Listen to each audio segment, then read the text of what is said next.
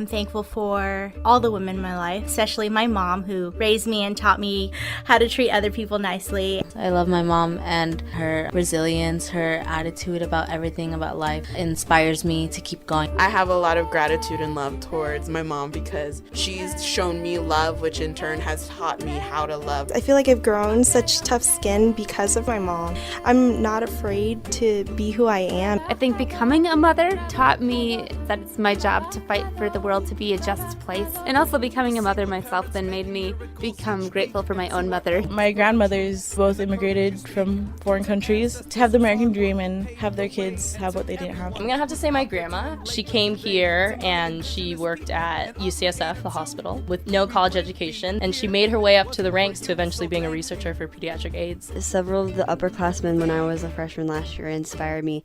There was one senior in particular, Hannah Thomas.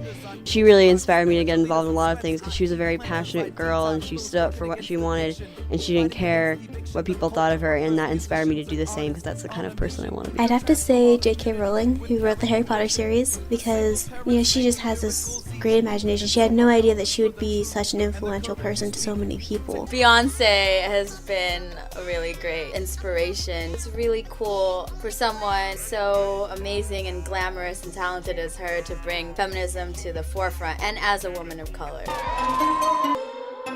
We teach girls to shrink themselves, to make themselves smaller. We say to girls, you can have ambition, but not too much. You should aim to be successful, but not too successful, otherwise you will threaten the man. We teach girls that they cannot be sexual beings in the way that boys are. Feminist, a person who believes in the social, political, and economic equality of the sexes. You wake up, housed up.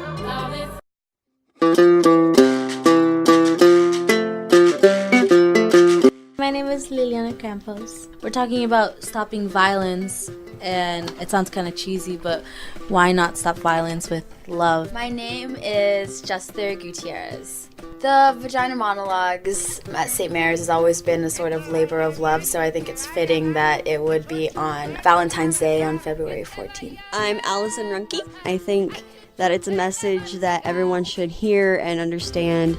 My name's Andrea. I think that I've gained a lot of confidence because before this I felt really shy to talk in front of people, and now I feel like I can just go up there and just give it my all, and I'm not afraid of anyone judging me because I know that I'm just being myself. My name is Andy McKenzie. I think I've gained really good friendships with the cast. We have really great synergy.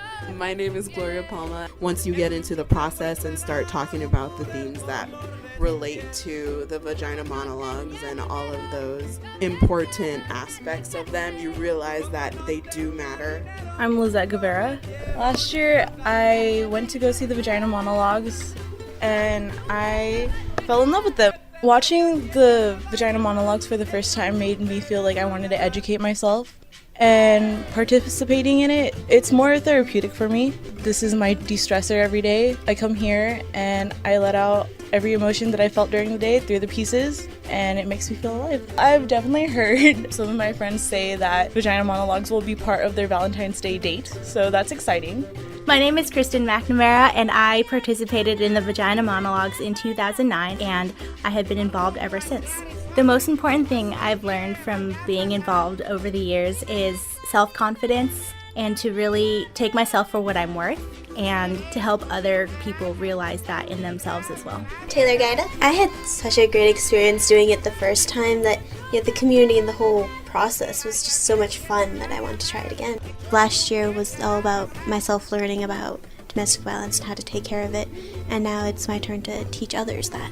My name is Sharon Sabota. I'm the director of the Women's Resource Center, and this is my 12th production of the Vagina Monologues at St. Mary's College. I would have to say that this has been the most cohesive group of women that's ever been involved with this process. I have an extreme amount of gratitude for them. They've given up an average of 2 to 2.5 hours a day, every day throughout Jan term. And love, it's all about that, right? And I think that this year when it falls on Valentine's Day, it's just a perfect reminder for us to think about, what does love mean? What does it look like? And I think it's this whole whole group of people that is involved in this process. They love this work and they're so committed to it that even when there's been a holiday, they don't think twice about coming here to practice and prepare the parts. And it reminds me what's really important.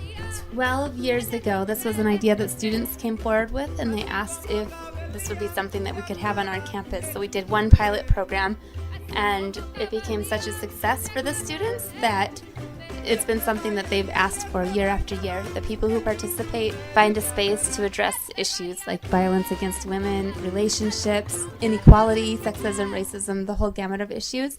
That's why we started, and that's why we keep going. We haven't quite solved all those issues quite yet. We're lucky that this particular year falls on Valentine's Day.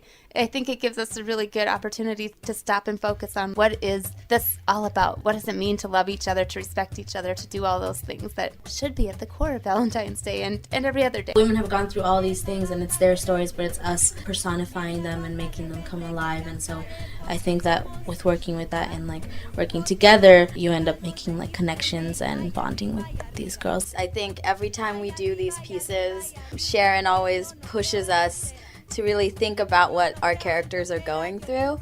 And when you think about the process of the Vagina Monologues, how Eve Ensler has collected all of these stories from various women, I think it's very courageous to own up to your stories. I'm hoping that I can walk away from this experience and be a little more like the women who have shared their stories in the monologues. Women don't want to take shit anymore. They don't want to have to put up with abuse or getting made fun of or anything like that. And so all of these women kind of have that in common, whether it be they don't want to have to change their body for a man, they're tired of the way that the female genitalia is portrayed in the media, or they just want to be able to say, hey, I want to be who I am, and you don't get a say in it. I think that Catholicism emphasizes a lot of solidarity, and sometimes I feel like women don't stand in solidarity with each other just because there's a lot of stigma against like certain topics. For example, like vaginas, like people don't talk about like vaginas are being sexually abused, and I think it's really important that we as like a Catholic community really unite to try to stand against this, because it's such an important topic that isn't looked at, and I don't think that it should be ignored. A lot of people think that sexual abuse is just rape, but that's only one of the most extreme forms. Sexual abuse and harassment can be just verbal. I have been fortunate enough to never experience some of the triggering experiences that Vagina Monologues touches on. And I feel like through performing, I get to stand in solidarity with them. I've learned to accept that I have a vagina, and that's not a scary thing. You should be able to say it proudly and confidently. I think it's very important that we have men involved in the movement, because by addressing the issue and speaking to those who have the power, it's a great way to really affect change. I think it takes both people in relationships, whether heterosexual or homosexual, to understand that it goes both ways, and we have to understand that violence is an issue and it needs to be addressed head on, and we need to talk about ways that will not perpetuate violence in relationships. The main reason that we do Vagina Monologues is because of violence towards women, and most of the violence towards women happens by men violating women.